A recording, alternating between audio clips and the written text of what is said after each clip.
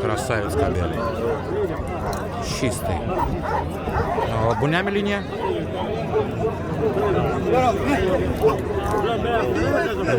А Буким?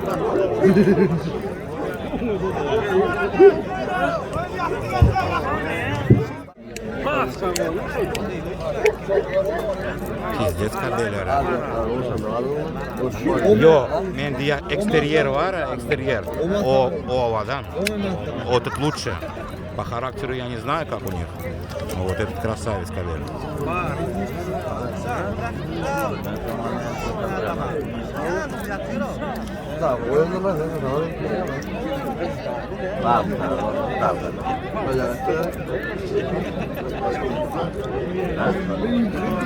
Красавец. Супер породный собака. O paketden çıktı adam gibi büyümedi. Супер породный.